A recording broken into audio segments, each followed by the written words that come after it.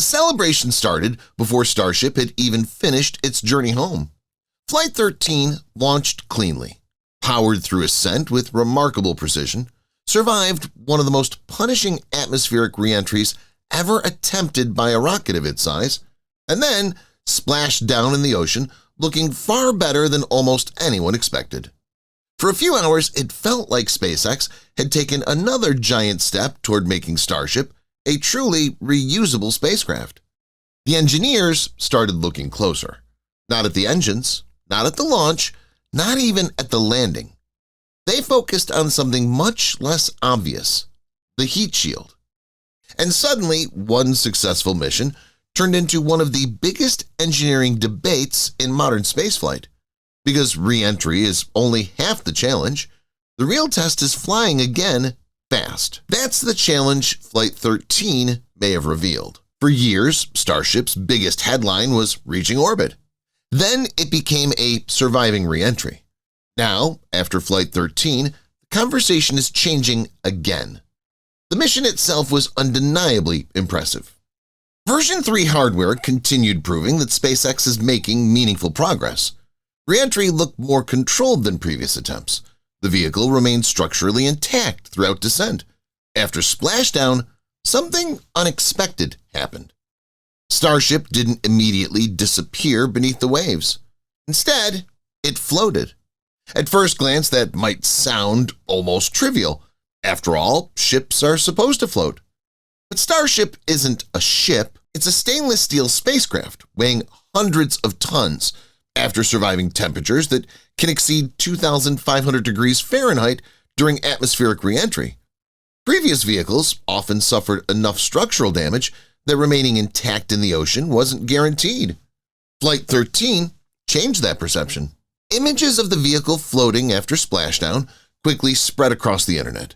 Many fans celebrated it as another sign that Starship's design is rapidly maturing. They weren't wrong. Remaining intact after such an extreme flight is an important milestone.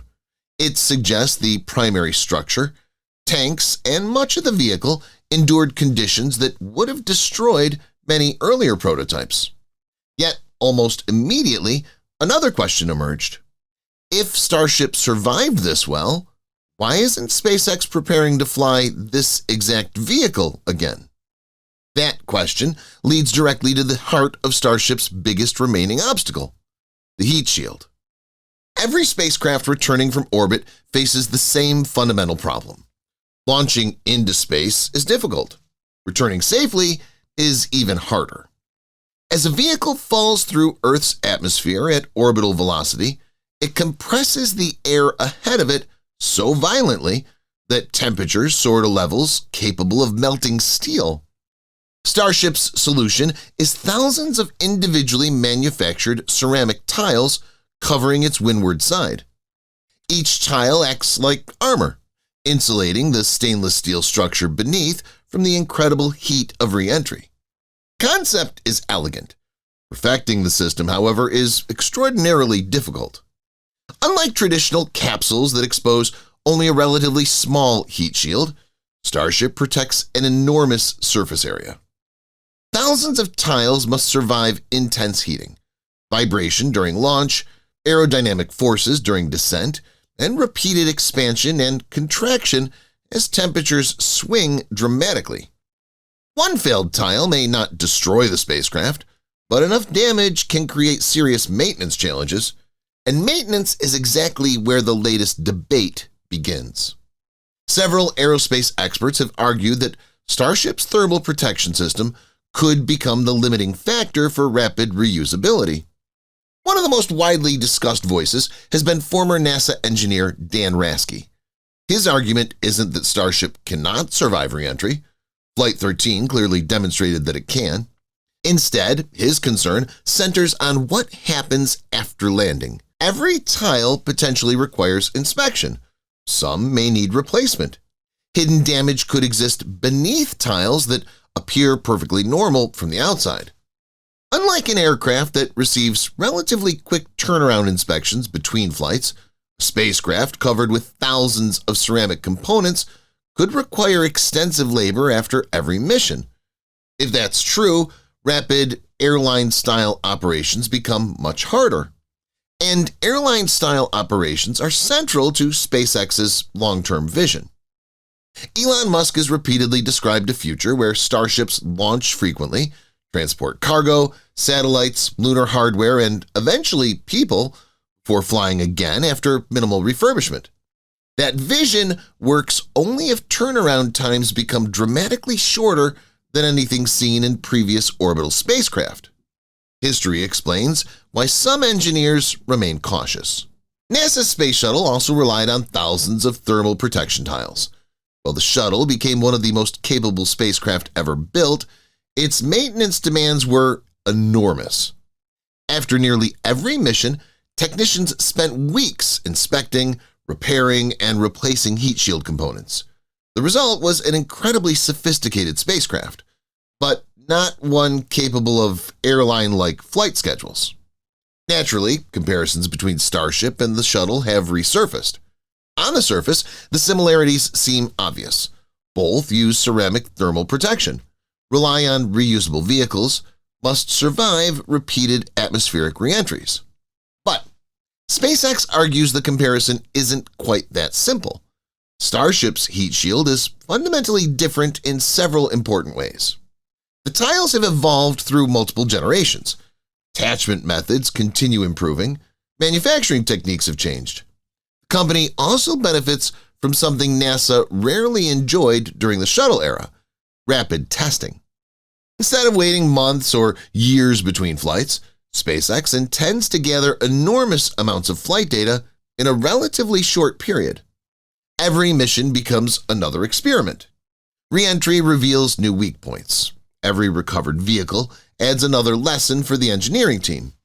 Flight 13 may be the clearest proof yet that the approach is paying off. The vehicle didn't just survive, it survived well enough for engineers to examine how the heat shield actually performed after one of its most demanding tests. That's incredibly valuable. Computer simulations can predict many things. Nothing replaces real flight data. Still, surviving one mission doesn't automatically prove rapid reusability. Those are two very different engineering goals. Think about commercial aviation. A modern airliner isn't remarkable because it can complete one successful flight. It's remarkable because it can complete thousands, sometimes with only hours between departures. That level of reliability didn't appear overnight. It came from decades of design improvements, operational experience, and relentless refinement. SpaceX is attempting something remarkably similar for orbital spaceflight, and that's why Flight 13 matters far beyond its successful splashdown. Flight 13 shifted the conversation.